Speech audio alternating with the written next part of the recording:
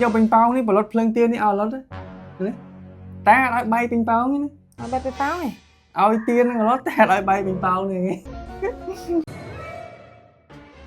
ê, ui, tiên là lót đấy hả?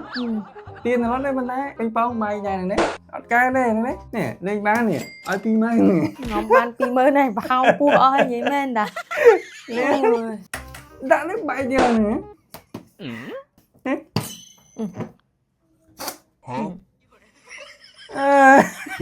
Nó đây mà thu sao này cháu vô ping pong ấy, tên một lót tiên này, lót phơi tiên này, chắc áo sạch ping pong tức bác phơi tiên được mà, phơi tiên là lót mà tát ai ping pong được bay tiên này đấy, anh thì lót sao như này, đã lấy pung như này này.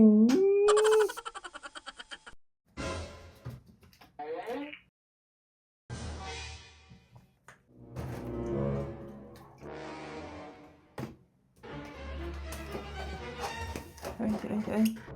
hả? Bay đi lên đi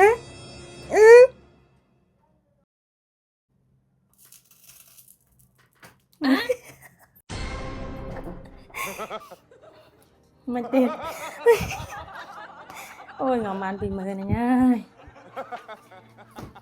mà chặt ót chặt men trong sạm trong tiền men ê kịch tên na lên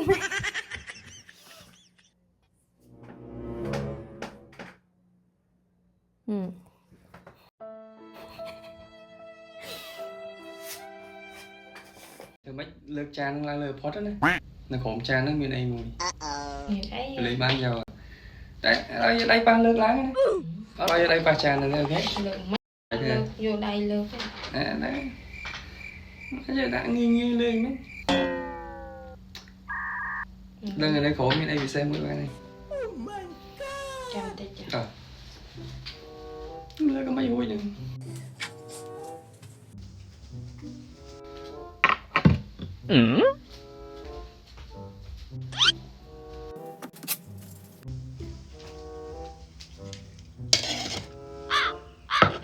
Xong người ta thức món tinh mà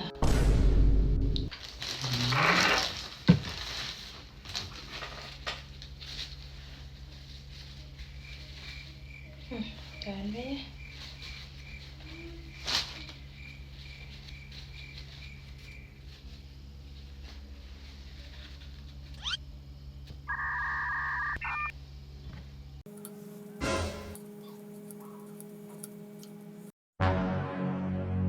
Đây ba cha này.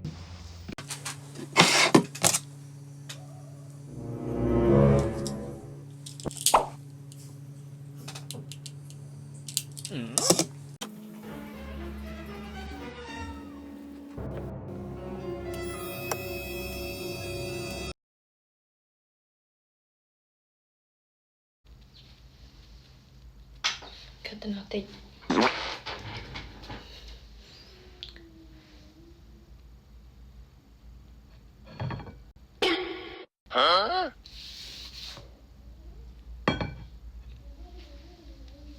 bà nãy bên đó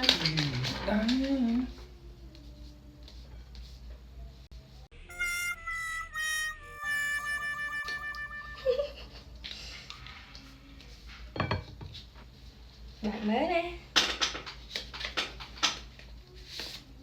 đã số nè